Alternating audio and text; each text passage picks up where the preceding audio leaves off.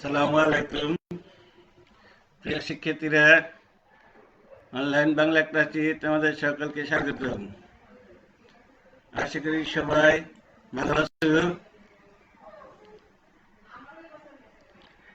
শিক্ষার্থীরা, আজ আমি তোমাদের শব্দ নিয়ে আলোচনা শুরু করেছিলাম গত ক্লাসে। আজকে আমি আলোচনা করব শব্দের গঠন নিয়ে আলোচনা করব।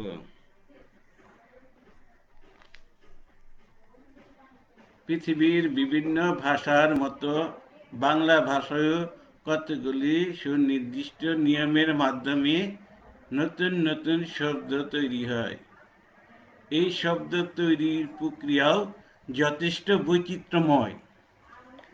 বৈচিত্র্যময় শব্দ তৈরির প্রক্রিয়া সমূহকেই সাধারণভাবে শব্দ গঠন বলা যেতে পারে।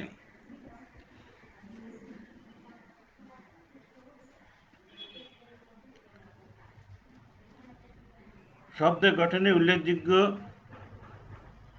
অর্থাৎ পৃথিবীর বিভিন্ন ভাষার মতো বাংলা ভাষায়ও কতগুলি সুনির্দিষ্ট নিয়মের মাধ্যমে নতুন নতুন শব্দ তৈরি হয়। পৃথিবীর অন্যান্য ভাষায় যেরকম শব্দ তৈরি হয়, বাংলা ভাষায় কিছু নিয়ম আছে, সেই নিয়মের মাধ্যমেই এই শব্দ তৈরি হয় এবং এর তৈরির প্রক্রিয়াটাও বৈচিত্র্যময়। বৈচিত্র্যময় শব্দ তৈরির প্রক্রিয়া সমূহকে সাধারণভাবে শব্দ গঠন প্রক্রিয়া বলা যায়। এখন শব্দ গঠনে উল্লেখযোগ্য কতগুলো প্রক্রিয়া রয়েছে। সেই প্রক্রিয়াগুলো হচ্ছে সন্ধি, সমাস, প্রত্যয়, উপসর্গ, বিভক্তি, বিদেশি শব্দের বিকৃত উচ্চারণ, ভাবানুবাদ ইত্যাদি। অর্থাৎ সন্ধির সাহায্যে হতে পারে, সমাসের সাহায্যে হতে পারে, প্রত্যয়ের সাথে হতে পারে, উপসর্গ যোগে হতে পারে, বিভক্তি যোগে হতে পারে, বিদেশি শব্দের বিকৃত উচ্চারণের মাধ্যমে হতে পারে, বিভিন্ন শব্দের ভাবানুবাদ প্রক্রিয়ার মাধ্যমে এই শব্দ তৈরি বা শব্দ গঠন হতে পারে। প্রথম দেখছি সন্ধির সাহায্যে। আমরা জানি সন্ধি হচ্ছে পাশাপাশি দুটি বর্ণের একত্রীকরণ। যদি পাশাপাশি দুটি বর্ণের একত্রীকরণ ঘটে এবং নতুন নতুন শব্দ তৈরি হয়, তখন তাকে সন্ধি হিসেবে সাব্যস্ত করা হয়। এখন এই সন্ধির সাহায্যে সন্ধি উদাহরণের মাধ্যমে দেখা যায় যে শব্দ গঠন প্রক্রিয়াটি, যে পাশাপাশি দুটি বর্ণের একত্রীকরণ, যার ফলে নতুন শব্দ তৈরি হয়। যেমন পাশাপাশি দুটি বর্ণ হিম যুগ আলয়। এই হিম একটি শব্দ, আলয় একটি শব্দ। এই পাশাপাশি দুটি শব্দের মিলনে একটি শব্দ সৃষ্টি হয়ে নতুন শব্দ সৃষ্টি হয়ে গেছে, সেটির নাম হচ্ছে হিমালয়। আমি বোঝাতে পারছি যে হিম একটি শব্দ, আলয় একটি শব্দ। এখন সন্ধির সাথে শব্দের গঠন হয় যে পাশাপাশি দুটি শব্দের একত্রীকরণে নতুন একটি শব্দ হয়। অর্থাৎ এই সন্ধি সংজ্ঞার মধ্যে আমরা পড়ছি যে পাশাপাশি দুটি বর্ণ যদি এক হয়ে যায় তখন তা হয় সন্ধি। ঠিক এখন উদাহরণ হিসেবে দেখছি যে হিম যুগ আলয় হিমালয়, এখানে নতুন শব্দ হয়েছে হিমালয়, দুটি বর্ণের সংযুক্ত হয়ে হিমালয় হয়েছে। অনুরূপভাবে পর যুগ উপকার, এ পর আর উপকার এই দুটি মিলে হচ্ছে পরোপকার।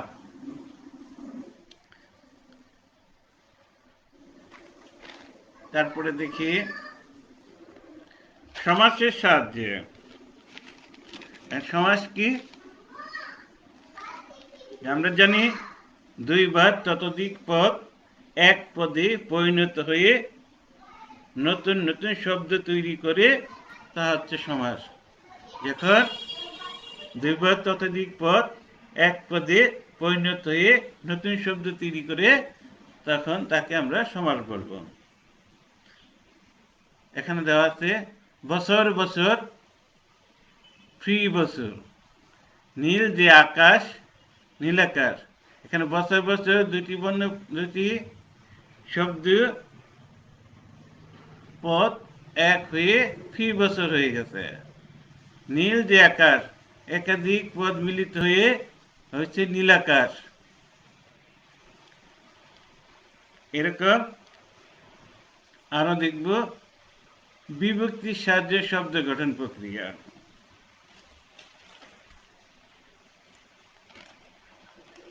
আমরা জানি এক্ষেত্রে কতগুলি বর্ণ বা বর্ণ সমষ্টি শব্দের শেষে যুক্ত হয়ে এক ধরনের নতুন শব্দ তৈরি করে, তা হচ্ছে বিভক্তি।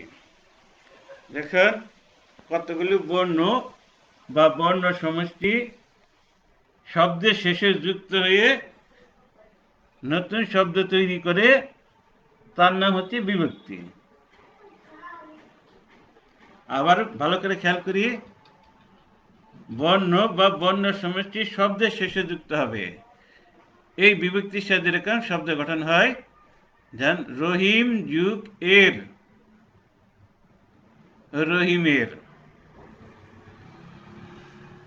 আমি সংজ্ঞার মধ্যে বলছি কতগুলো বর্ণ বা বর্ণের সমষ্টি এক শব্দের শেষে যুক্ত হবে। এখন রহিম একটি শব্দ, এর সাথে এর বর্ণ যুক্ত হয়ে কি হয়েছে, রহিমের। তাহলে এর একটি বিভক্তি, রহিম যুগ এর, রহিমের। এরকম কর যুগ এ, মানে কর একটি শব্দ আর এ একটি বিভক্তি, তাহলে কর এর সাথে যুক্ত হয়েছে করে। এবার দেখব বিদেশি শব্দের বিকৃতি উচ্চারণের মাধ্যমে। বিদেশি শব্দের উচ্চারণ বিকৃতি ঘটেও বাংলা ভাষায় বেশ কিছু শব্দ তৈরি হয়েছে। যেমন আমরা দেখব টিউবওয়েল, এটাকে আমরা বাংলায় টিউবওয়েলও বলি, আর এক সময় বলছে যে টিপকল, যেখানে টিপ দিলে পানি বের হয়, এরকম। তাহলে এই টিউবওয়েলের বিকৃত উচ্চারণ টিপকল হয়ে গেছে। অরিজিনাল অফিস, অফিসটাকে আমরা আবার অনেকে বলি আপিস, ছেলেটা অফিসে গেছে রে, তার মানে কি অফিস থেকে বিকৃত উচ্চারণ হয়ে গেছে আপিস। তাহলে এরকম বিদেশি শব্দের বিকৃত উচ্চারণের মাধ্যমেও বাংলা শব্দের গঠন হতে পারে। সিংহভাগ, লায়ন শেয়ার, এটাকে হচ্ছে সিংহভাগ। ভূমিপুত্র, সন অফ সয়েল, এরকম ভাবে বিদেশি শব্দের বিকৃত উচ্চারণের মাধ্যমে শব্দ গঠন হতে পারে। আরো কিছু আছে, সেটা আমরা এখানে প্রকাশ করিনি, কিন্তু যেমন অনুবাদের মাধ্যমেও বাংলা শব্দের গঠন হতে পারে। বিদেশি শব্দের অনুবাদের মাধ্যমেও বাংলা ভাষায় অনেক শব্দ রয়েছে। সন অফ সয়েল ভূমিপুত্র, লায়ন শেয়ার সিংহভাগ। এছাড়া আছে উপসর্গ যুগে শব্দ গঠন হতে পারে, যে এই প্রক্রিয়ায় ধাতু বা শব্দের পূর্বে উপসর্গ যুক্ত হয়ে নতুন নতুন শব্দ তৈরি করে। যেমন প্রতিরোধ, প্রতিরোধ। এখানে আমি আবার বলছি, ধাতু বা শব্দের পূর্বে বসে উপসর্গ যুক্ত হয়ে নতুন শব্দ গঠিত হতে পারে। এখানে প্রতিরোধ, প্রতিরোধ। উপযোগ শহর, উপশহর, অর্থাৎ শহর শব্দের পূর্বে কি হচ্ছে, মূল শব্দের পূর্বে উপসর্গ যুক্ত হয়ে উপশহর হয়েছে। উপযোগ শহর, উপশহর। আবার আছে প্রত্যয় যুগে শব্দ গঠন হতে পারে। এই ক্ষেত্রে ধাতু বা শব্দের শেষে প্রত্যয় যুক্ত হয়ে নতুন নতুন শব্দ তৈরি করে। এই প্রক্রিয়া সাধারণত দুভাগে হতে পারে, কীট প্রত্যয় যুগে হতে পারে এবং তদ্ধিত প্রত্যয় যুগে হতে পারে। এক্ষেত্রে ধাতু বা শব্দের শেষে প্রত্যয় যুক্ত হয়ে নতুন শব্দ গঠন হয়। কীট প্রত্যয় যুগের উদাহরণ দিচ্ছি, পর যুগ আ, এখানে পর শব্দের শেষে আ প্রত্যয় যুক্ত হয়ে পড়া হয়। এটা অনুরূপভাবে পট যোগ অক পাঠক, এখানে পট শব্দের পরে অক প্রত্যয় যুক্ত হয়ে পাঠক হয়েছে। তাহলে ধাতু বা শব্দের শেষে প্রত্যয় যুক্ত হয়ে নতুন শব্দ গঠন হয়। অনুরূপভাবে তদ্ধিত প্রত্যয় উদাহরণ দিতে পারি যে পশ্চিম যুগ আ মানে পশ্চিমা, ঢাকা যুগ আই ঢাকাই। এখানে পশ্চিম শব্দের পরে আ প্রত্যয় আর তদ্ধিত প্রত্যয় যুক্ত হয়ে হয়েছে পশ্চিমা। এখন ঢাকা শব্দের পরে আই প্রত্যয় যুক্ত হয়েছে ঢাকায়। এগুলো কি তদ্ধিত প্রত্যয়ের যুগে শব্দ গঠন হতে পারে, কীট প্রত্যয়ের যুগে শব্দ গঠন হতে পারে, অর্থাৎ প্রত্যয় যুগে নতুন নতুন শব্দ গঠন হতে পারে। তাহলে আমরা জানলাম উপসর্গ যুগে শব্দ গঠন হয়, প্রত্যয় যুগে শব্দ গঠন হয়, সমাসের সাহায্যে শব্দ গঠন হয়, সন্ধির সাহায্যে শব্দ গঠন হয়। তারপরে বিভক্তির সাহায্যে শব্দ গঠন হয়, বিদেশি শব্দের বিকৃতি উচ্চারণের মাধ্যমে শব্দ গঠন প্রক্রিয়া হয়, অনুবাদের মাধ্যমে শব্দ গঠন হয়। আরেকটি শব্দ গঠন হতে পারে দ্বিরুক্ত শব্দের মাধ্যমে। দ্বিরুক্ত পদ বা দ্বিরাবৃত্তির মাধ্যমে বাংলায় প্রচুর শব্দ তৈরি হয়, যেমন ঠন ঠন, শন শন, তাড়াতাড়ি ইত্যাদি। দ্বিরুক্ত পদ বা শব্দের ধীরাবৃত্তির মাধ্যমে বাংলায় এরকম প্রচুর শব্দ তৈরি হয়। বায়ু শন শন, ঘুরে বন বন, এগুলো ছন ঠন, শন শন, তাড়াতাড়ি, এগুলো দ্বিরুক্ত শব্দ। এই দ্বিরুক্ত শব্দের মাধ্যমে এই ঠন থেকে ঠন ঠন ঠন, শন থেকে শন শন, এরকম দ্বিরুক্ত শব্দের মধ্যে বাংলায় শব্দ গঠন হতে পারে। এবার আমরা যাব উৎস অনুযায়ী বাংলা শব্দ গঠন। এটা আমি আলোচনা করছি। উৎস বা উৎপত্তি বিচারে বাংলা শব্দকে 5টি ভাগে ভাগ করা যায়। আমরা উৎস অনুযায়ী বাংলা শব্দকে 5টি ভাগে ভাগ করা হয়েছে। তার একটি হচ্ছে, প্রথমটি হচ্ছে তৎসম শব্দ।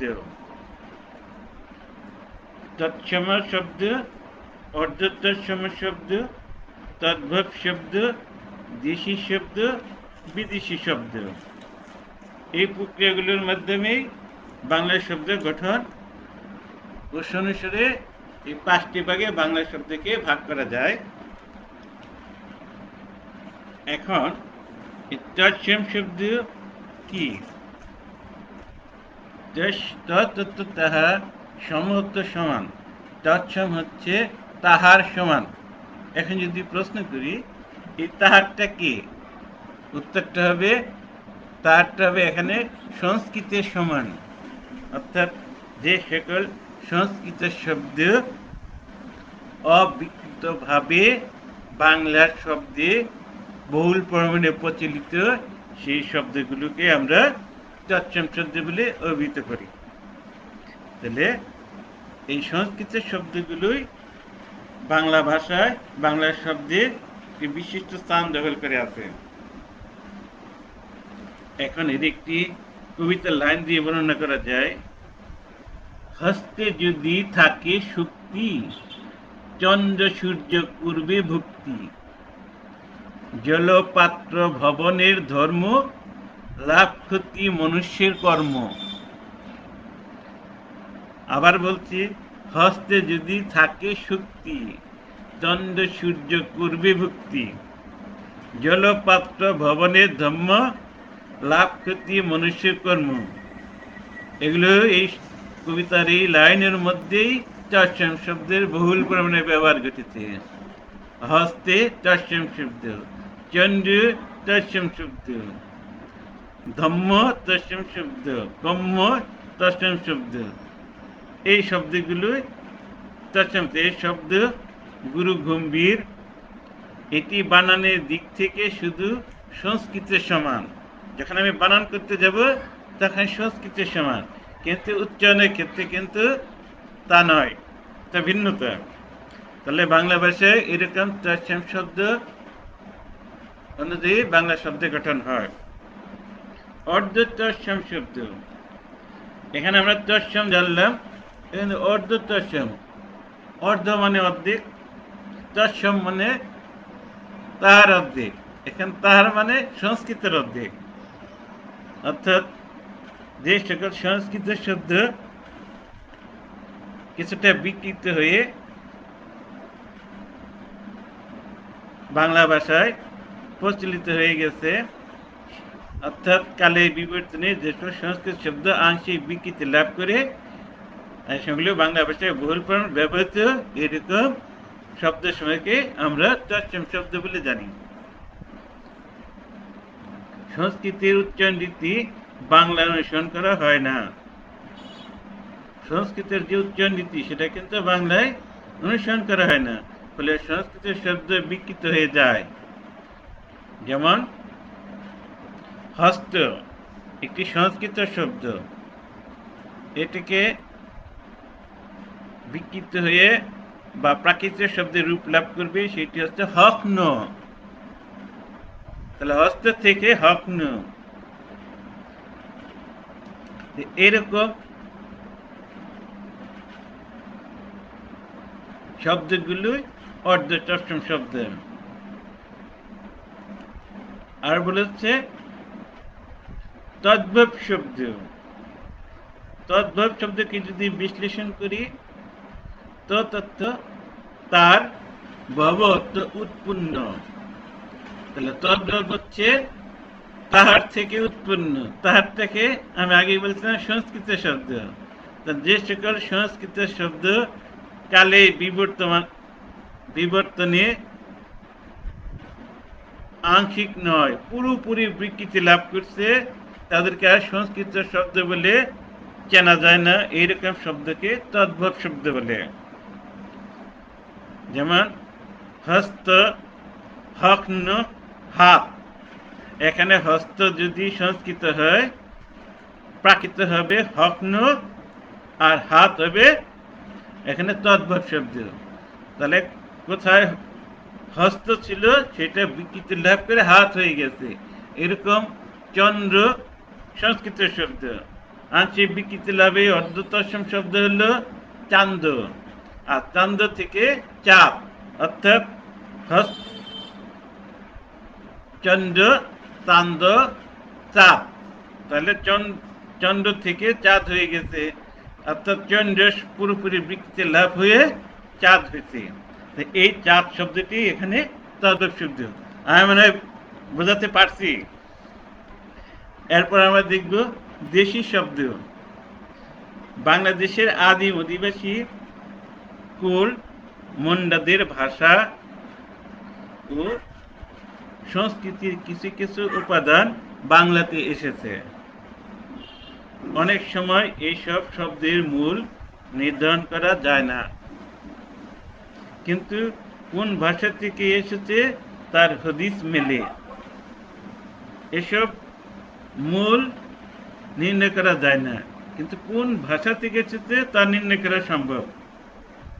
যেমন কুরি একটি শব্দ, কুরি এটা হচ্ছে কুল ভাষা থেকে এসেছে। এই কুরি অর্থ হচ্ছে 20।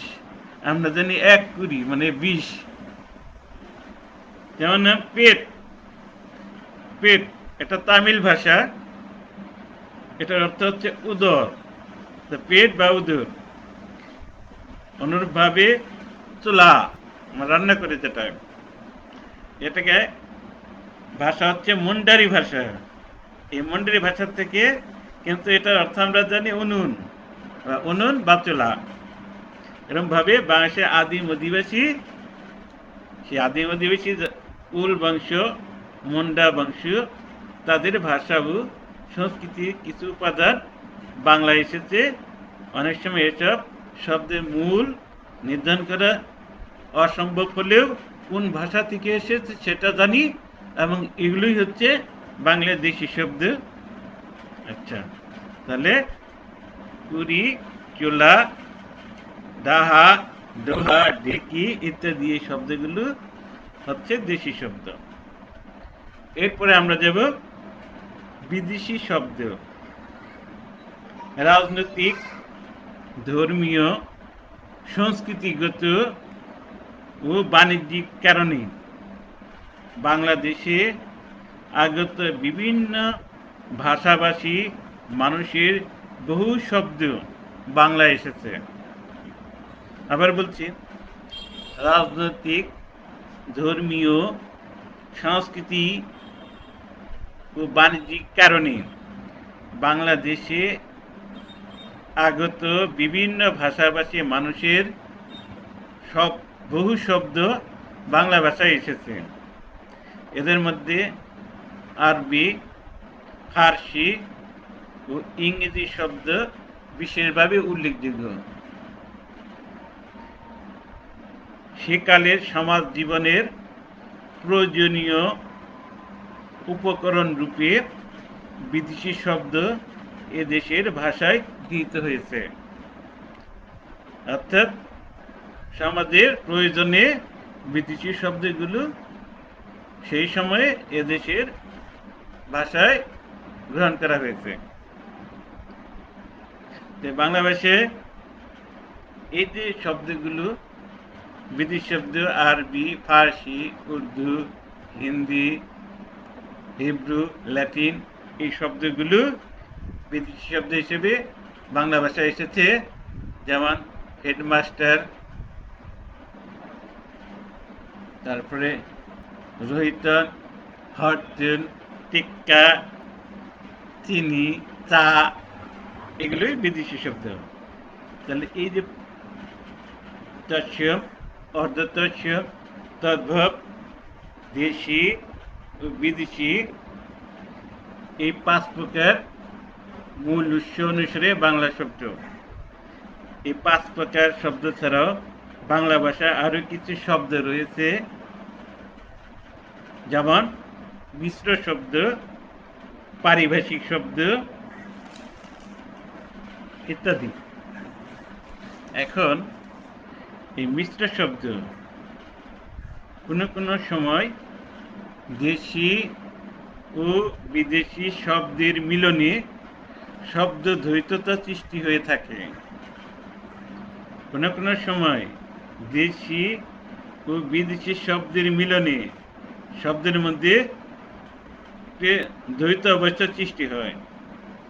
যেমন হেড, মৌলবি, এই শব্দটি। হেড মৌলবি মানে এখানে হেড ইংরেজি শব্দ, মৌলবি ফার্সি শব্দ। এটাকে আমরা একত্রে উচ্চারণ করছি হেড মৌলবি। তাহলে ইংরেজি এবং ফার্সিকে একত্রে উচ্চারণ করা হচ্ছে, অর্থাৎ মিশ্র হয়ে গেছে, মিশে গেছে। তো এরকম দেশি ও বিদেশি শব্দের মিলনে শব্দ দ্বৈততা সৃষ্টি হয়, এবং এই শব্দগুলিকে বলা হচ্ছে বাংলায় মিশ্র শব্দ। অনুরূপভাবে ডাক্তারখানা, এখানে ডাক্তার ইংরেজি শব্দ আর খানা ফার্সি শব্দ। তাহলে এই ডাক্তারখানা ইংরেজি ফার্সি সংমিশ্রণ ঘটে গেছে, হয়ে গেছে ডাক্তারখানা। তাহলে এটাকে আমরা মিশ্র শব্দ বলে অভিহিত করি। পকেট মার, এখন পকেট ইংরেজি শব্দ, মার হচ্ছে বাংলা শব্দ। ইংরেজি বাংলা মিশে হয়ে গেল পকেট মার। সাবধান, আমরা যেন কেউ পকেট মারের অনুশীলন না করি। এখন জানার জন্য হয়তো এখন অনুশীলন করছি, কিন্তু বাস্তবে এটার প্রয়োজন না ঘটে। অর্থাৎ যার যার পকেট সাবধান। তাহলে পকেট মার, স্যার তো বলছে পকেট মারার জন্য, তাহলে আমি পকেট মারি না, এটা করা যাবে না। বোঝার জন্য বলছি। পকেট ইংরেজি শব্দ আর মার হচ্ছে বাংলা শব্দ। তাহলে পকেট মারে ইংরেজি বাংলা সংমিশ্রণ, অর্থাৎ মিশ্র শব্দ। অনুরূপভাবে আছে পারিভাষিক শব্দ। বাংলা ভাষায় প্রচলিত বিদেশি শব্দের ভাবানুবাদমূলক প্রতি শব্দকে পারিভাষিক শব্দ বলে। আবার বলছি, বাংলা ভাষায় যেসব প্রচলিত বিদেশি শব্দ সেগুলো ভাবানুবাদমূলক প্রতিশব্দকে আমরা পারিভাষিক শব্দ বলি। যেমন নথি, ফাইল। নথি বাংলায় বলি নথি, ইংরেজি সেটা ফাইল। তাহলে আমরা নথি হিসেবেও ব্যবহার করছি, আবার ফাইল হিসেবেও ব্যবহার করছি, একই জিনিস, কিন্তু ভাবানুবাদমূলক ভাবে আমরা নথি বা ফাইল যে কোনো দুইটাই একটা ব্যবহার করি, অনেক সময় দুইটাই একসাথে ব্যবহার করি। অনেক সময় বলছে নথিটা নিয়ে আসো, আবার হচ্ছে ফাইলটা নিয়ে আসো। যেমন মহাব্যবস্থাপক, জেনারেল ম্যানেজার। আমি জেনারেল ম্যানেজার হিসেবে ব্যবহার করছি, আবার মহাব্যবস্থাপক হিসেবে ব্যবহার করছি। তো আবার এমন শব্দ আছে সমাপ্তি, ফাইনাল, খেলা শেষ, খেলা ফাইনাল। তো এরকম ভাবে এই শব্দগুলি পারিভাষিক শব্দ। আমি ব্যক্তিগত একটি উদাহরণ দিচ্ছি। আমি কোন এক সময় ঢাকা বিশ্ববিদ্যালয়ে শাহবাগ মোড়ে থেকে ঢাকা বিশ্ববিদ্যালয়ে যাব। তো রিক্সাওয়ালাকে জিজ্ঞেস করছি, ভাই ঢাকা বিশ্ববিদ্যালয়ে যাবেন? রিক্সাওয়ালা প্রত্যুত্তর দিচ্ছে না। আবার বলছি, ভাই শাহবাগ মোড়ের থেকে ঢাকা বিশ্ববিদ্যালয়ে যাব। ভাই ঢাকা বিশ্ববিদ্যালয়ে যাবেন? তো দুই তিনবার বলার পর রিক্সাওয়ালা বলে ঢাকা বিশ্ববিদ্যালয়ে। কে যে সামনে আগায় যাও, পরে কেউ ঢাকা ইউনিভার্সিটি।